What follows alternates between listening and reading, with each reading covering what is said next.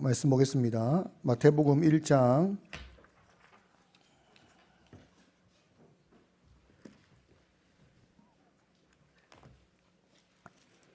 20절에서 23절까지입니다.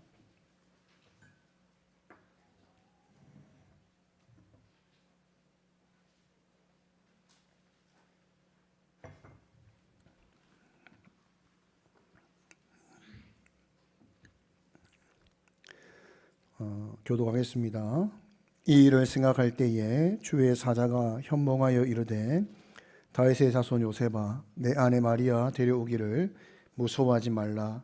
그에게 잉태된 자는 성령으로 된 것이라.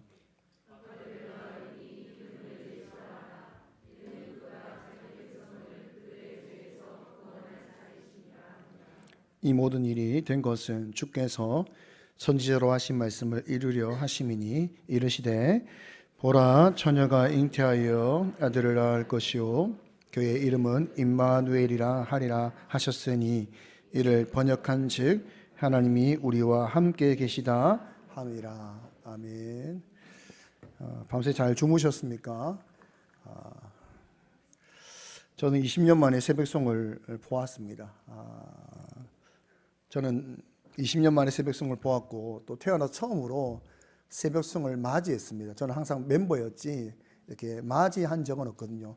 제가 이제 40 나이가 그렇잖아요. 40 이렇게 됐는데 처음으로 이제 집에서 성탄팀을 맞이하면서 이제 그들의 예수님의 탄생을 기뻐하는 찬양과 또 가정에 축복하는 기도를 받잖아요. 처음 받아봤어요. 저는 사실 좀 뭉클하더라고요. 찬양을 받고 또 기도를 받는데 되게 뭉클함이 있었습니다. 성탄절이 참 이 새벽송을 한다는 것이 그리고 이것을 돌고 함께 고백하고 복을 빌어준다는 것이 참 의미가 있다라는 생각을 하였습니다. 제가 너무 빨리 보내가지고 저는 받고 바로 가라 이래가지고 저희 집에 3분을 머물지 못하다 갔거든요.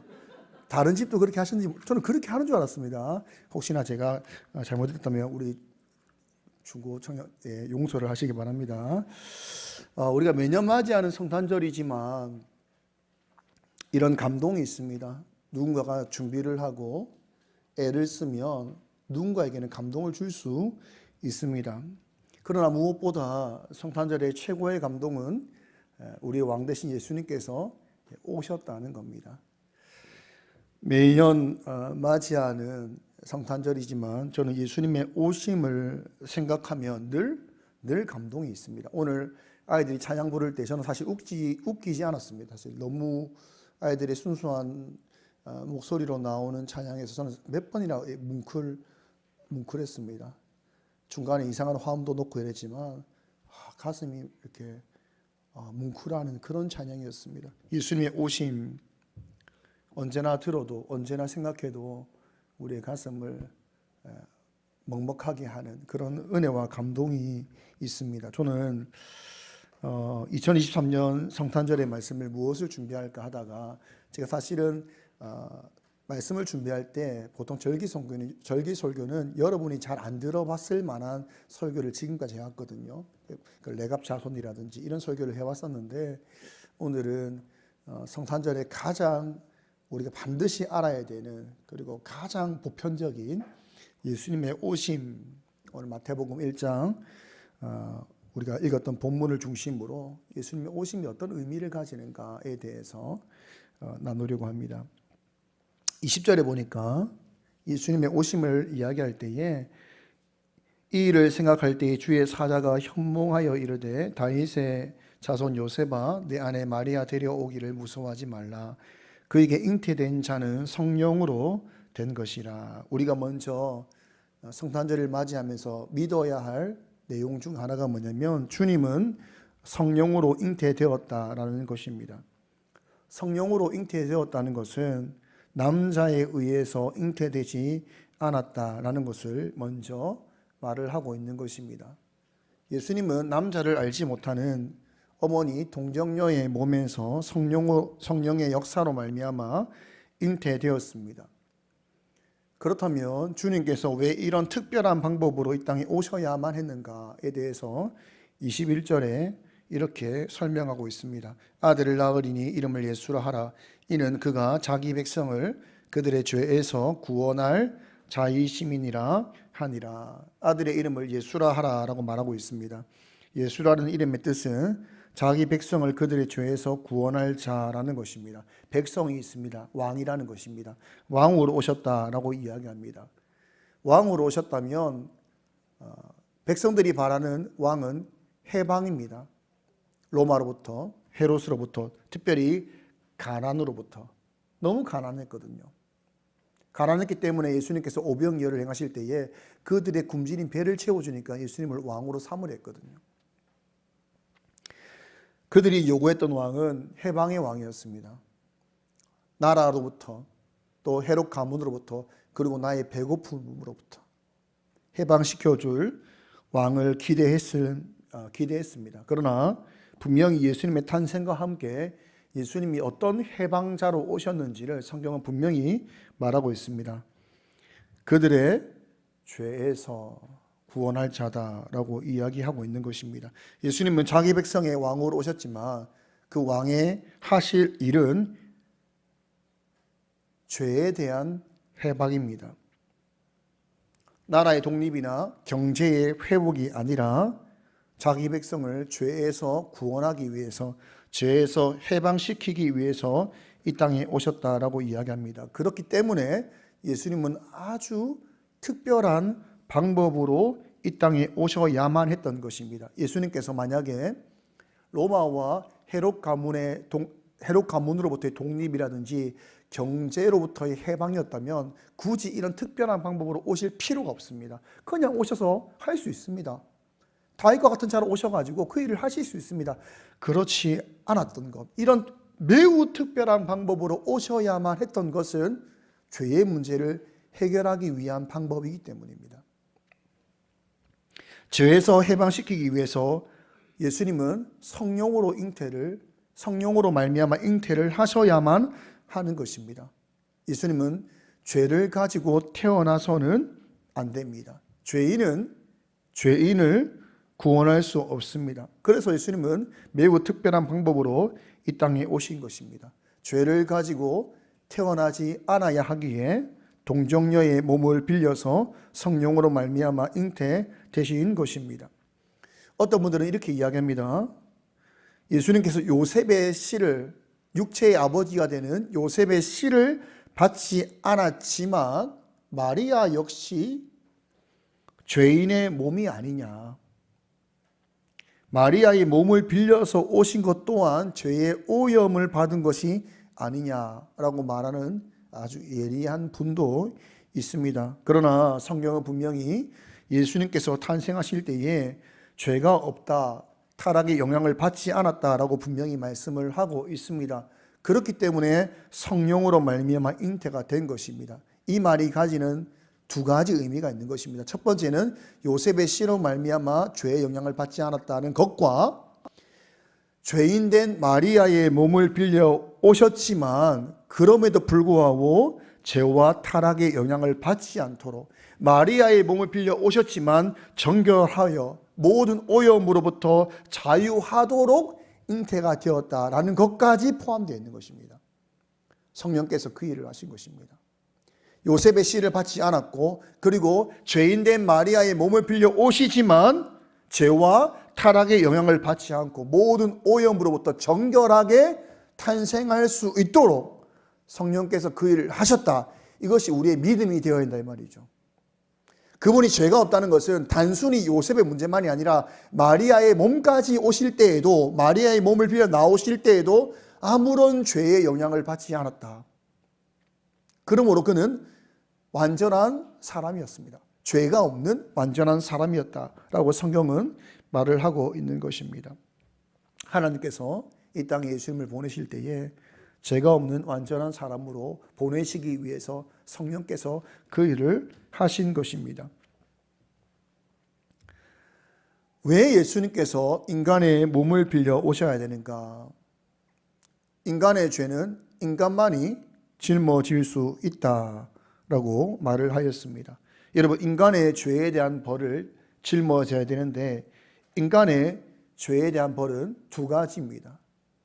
육체의 벌이 있고 영혼의 벌이 있는 것입니다.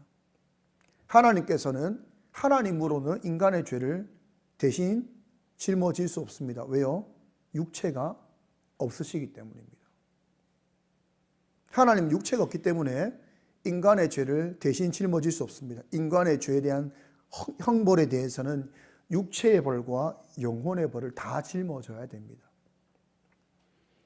마가복음 14장 33절입니다. 함께 읽겠습니다. 시작. 말씀하시되 내 마음이 심히 고민하여 죽게 되었으니 너희는 여기 머물러 깨어 있으라 하시고, 여기 마음이란 단어가 영혼이란 단어인데 인간은 죄로 말미암아 육체와 영혼의 벌을 받게 된 것입니다. 육체와 영혼의 벌에 대한 대가를 치러야만 이 죄의 문제가 해결되는 것입니다. 인간의 육체와 영혼을 대신할 만한 존재는 이 땅에 없습니다. 인간이 유일하죠. 하나님도 안 됩니다. 왜요? 하나님은 육체가 없기 때문입니다. 인간의 죄를, 육체와 영혼의 죄의 문제를 대신 짊어질 수 있는 존재는 인간 외에는 없는 것입니다. 육체의 죄와 영혼의 죄에 대한 형벌을 다 짊어지기 위해서는 같은 육체와 같은 영혼을 지닌 자여야만 하고 죄가 없어야만 하는 것입니다. 그래야만 죄의 문제를 대신 짊어질 수 있는 것입니다. 그러므로 예수님께서는 인간으로 오셔야 되는 것입니다. 인간으로 오셔야만 인간의 육체의 죄에 대한 대가와 영혼의 죄에 대한 대가를 짊어질 수 있는 것입니다. 예수님은 특별한 방식으로 성령으로 잉태가 되심으로 말미암아 죄가 없으시고 그리고 완전한 인간이시기 때문에 인간의 죄를 대신 짊어질 수 있는 분이 되셨다라고 이야기합니다. 성경은 예수님께서 인간으로 오신 것에 대해서 또 다르게 히브리서 4장 15절에 이렇게 말씀하고 있습니다. 함께 읽겠습니다. 우리에게 있는 대제사장은 우리의 연약함을 동정하지 못하실 이가 아니요 모든 일에 우리와 똑같이 시험을 받으신 이로되 죄는 없으시니라. 예수님께서 인간이 되셨다라는 것은 우리를 이해하신다라는 것입니다. 내가 너희를 만들었으니까 내가 대신 죽어줄게, 이게 아니라, 그게 아니라 예수님께서 인간이 되심으로 말미암아 우리의 연약함을 이해하시고 공감하시기 때문에 기꺼이 사랑으로 죽으셨다, 이렇게 말을 하고 있다는 것입니다. 우리가 얼마나 연약한지, 우리의 감정이 어떤지, 우리의 마음이 어떤지, 우리의 생각이 어떤지, 이 땅의 타락이 무엇인지를 너무 잘 아십니다. 우리가 똑같은 일을 당하고 계시고 똑같은 모습으로 오셨기 때문에 우리를 너무 잘 아신다는 거예요. 우리가 주님께 나아갈 수 있는 이유가 뭐죠? 주님은 우리를 너무 잘 아십니다. 경험해봤다 이 말이에요. 우리를. 그분께서 우리를 위해서 기꺼이 죽으셨다라고 이야기합니다. 인간으로 오셨기 때문에 기꺼이 죽으실 수 있는 것입니다. 예수님께서 인간의 몸으로 오신 이유에 대해서 저는 오늘 하나를 더 강조를 하려고 합니다. 베드로전서 2장 20절에서 25절입니다. 교독하겠습니다. 죄가 있어 매를 맞고 참으면 무슨 칭찬이 있으리요? 그러나 선을 행함으로 고난을 받고 참으면 이는 하나님 앞에 아름다우니라.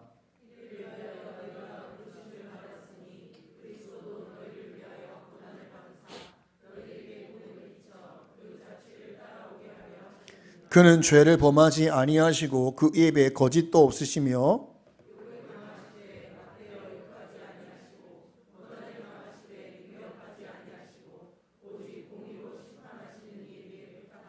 실이 나무에 달려 그 몸으로 우리 죄를 담당하셨으니 이는 우리로 죄에 대하여 죽고 의에 대하여 살게 하려 하심이라. 그가 채찍에 맞음으로 너희는 나음을 얻었나니 너희가 전에는 양과 같이 길을 잃었더니 이제는 너희 영혼의 목자와 감독 되신 이에게 돌아왔느니라.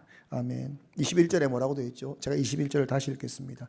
이를 위하여 너희가 부르심을 받았으니 그리스도도 너희를 위하여 고난을 받으사 너희에게 본을 끼쳐 그 자취를 따라오게 하려 하심이라. 예수님께서 인간의 몸으로 오신 또 다른 중요한 이유가 뭐냐면 믿는 사람이 어떻게 살아야 할지에 대해서 말씀해 주시기 위해서입니다. 여러분, 믿는 사람은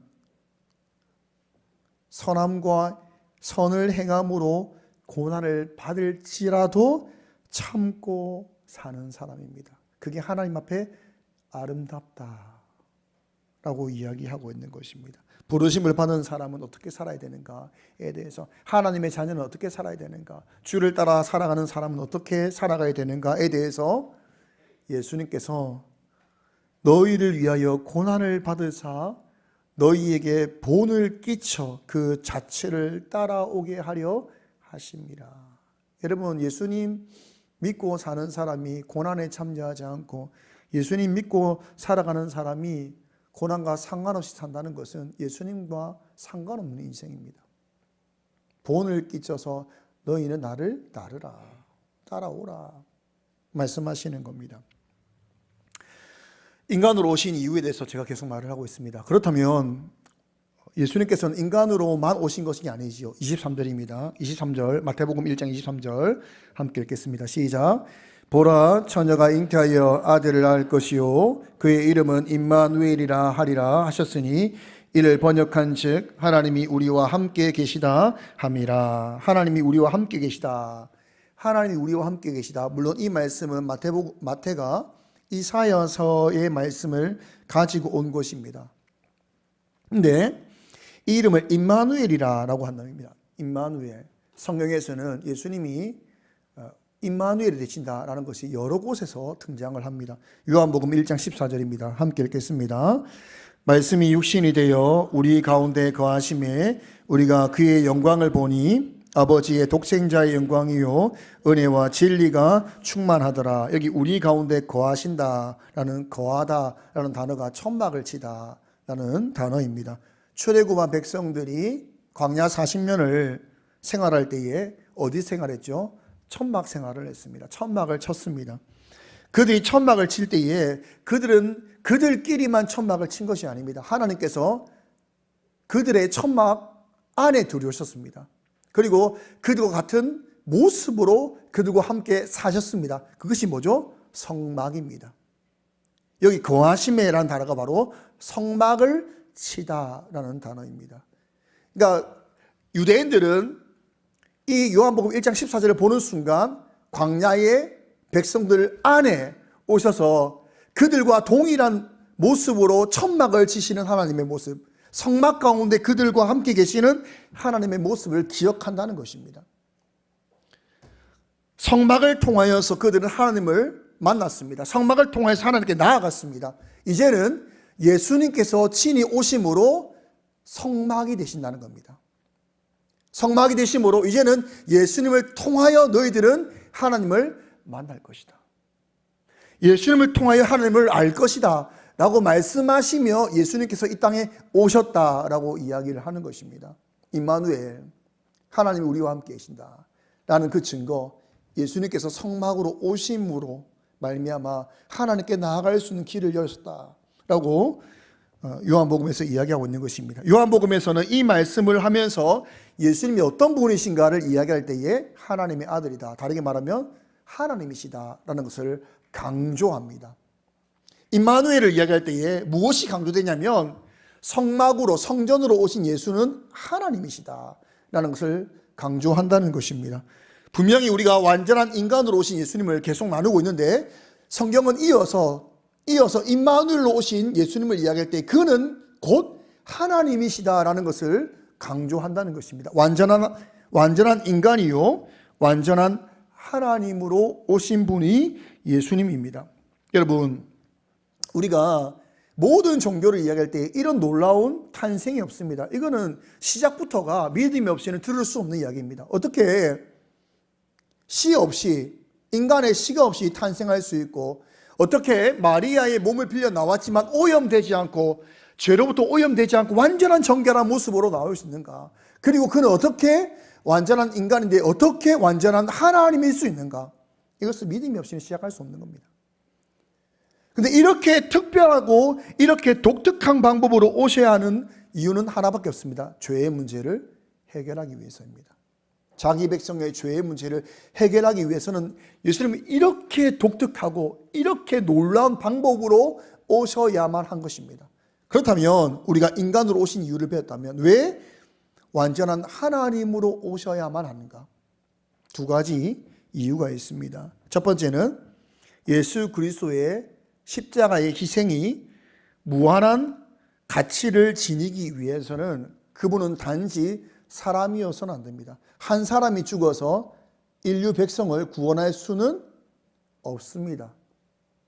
여러분, 제가 죽는다고 제가 대신 죽겠습니다 했을 때 몇 명까지 대신 죽어줄 수 있겠습니까? 한 명입니다. 제가 할 수 있는 저의 최선은 한 명밖에 되지 않습니다. 제가 아주 특별한 사람이 되어서 아주 놀라운 사람이 되어서 10명 그렇게 말할 수 있을지 모르지만 인류의 죄를 한 사람이 짊어질 수 있습니까? 그만한 가치가 있습니까? 그만한 가치가 없어요. 근데 오가는 모든 사람의 모든 죄를 짊어질 수 있는 무한한 가치를 지니려면 그분은 완전한 사람인가 동시에 뭐가 되죠? 하나님이셔야 됩니다.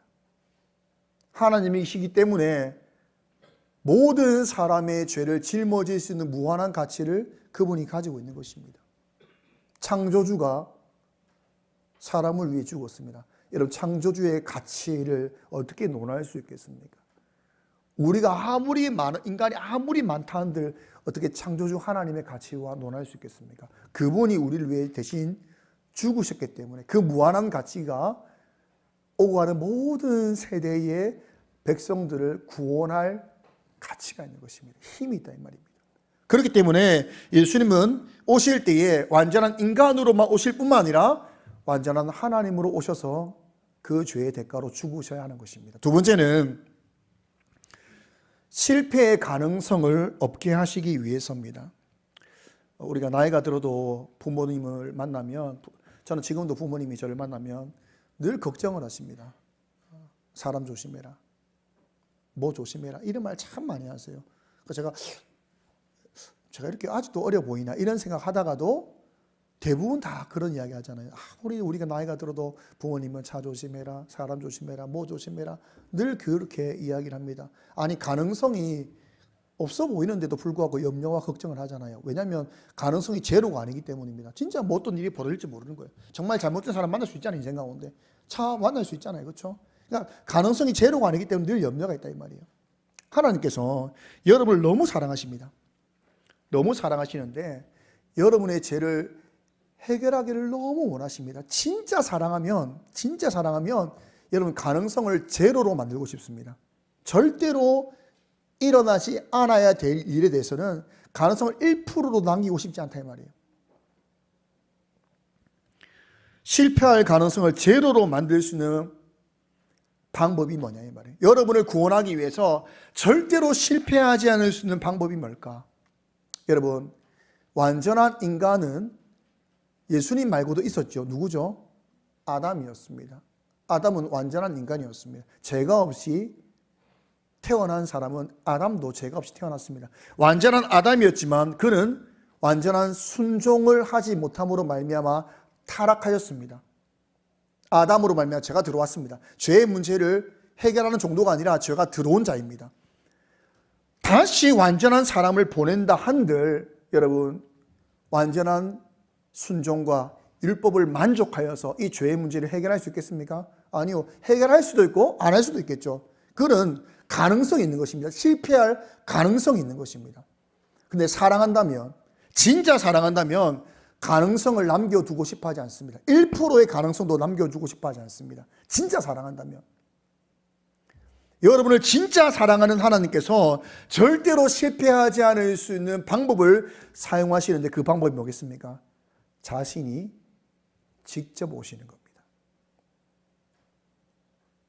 절대로 실패하지 않을 수 있는 유일한 방법은 그분이 직접 오셔서 하나님의 말씀을 만족시키시고 율법이 원하는 것을 짓지 않음으로 말미암아 완전한 십자가의 죄 사함으로 말미암아 그 일을 행하시는 것입니다.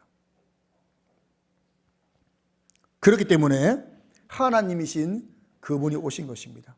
절대로 실패하지 않을 수 있는 유일한 방법은 그분이 직접 오시는 겁니다. 직접 오사 우리를 위해 죽으시는 겁니다. 여러분, 실패할 가능성이 0이다라는 것이 저는 이것을 묵상할 때마다 하나님이 도대체 우리를 얼마나 사랑하시는가 이런 생각을 합니다. 도대체 우리를 얼마나 사랑하면 실패할 가능성을 완전히 없애기 위해서 직접 오셔야만 하는가 이런 생각을 한다는 거죠. 여러분을 얼마나 사랑하시는지 그분은 직접 오신 것입니다. 그 누구도 보내지 않고 직접 오사 여러분을 살리기 위해서 죽으셨다라고 성경은 말을 하고 있는 것입니다. 오늘 마태복음 1장 20절에서 23절까지 완전한 인간으로 오셨다라는 것과 그리고 그분은 하나님이시다 라는 것을 나누었는데, 우리가 이것을 믿을 때에 하나님이 예수님을 보내시고 예수님이 오심이 정말 나의 죄를 위한 것이구나, 내 죄가 정말 이런 놀라운 방법과 이런 놀라운 계획이 아니고서는 도저히 해결될 수 없구나, 그렇기 때문에 예수님은 이런 특별한 방법으로, 이런 놀라운 방법으로, 이런 능력으로 오셔야만 했구나 라는 것입니다. 여러분, 우리의 죄는 다른 무엇으로도 해결할 수 없습니다. 하나님이 행하신 이 십자가의 이 복음의 사역을 보게 되면 이건 너무나도 놀라운 기적과 이적의 역사입니다. 어떻게 이런 모습으로 오셔야 되는가? 어떻게 하나님이 직접 오셔야만 하는가? 우리의 죄는 이렇게 많이 해결될 수 있기 때문입니다. 우리의 죄를 위해서 이렇게까지 하신 것입니다. 여러분, 한 사람 한 사람의 죄를 위해서 하나님은 이렇게까지 하신 것입니다. 왜요? 사랑하시니까. 이것은 사랑이 아니고서 설명할 수가 없습니다. 이건 사랑이 아니고서는 다른 그 무엇으로도 설명할 수가 없습니다. 사랑하시기 때문에 오셨다. 성경은 그렇게 우리에게 말을 하고 있는 것입니다. 이 믿음을 가지고 산다면 우리가 예수님의 사랑을 알고 또 예수님을 닮아가는 삶이 될 것이라고 믿습니다. 이런 믿음으로 살아가기를 간절히 소망합니다.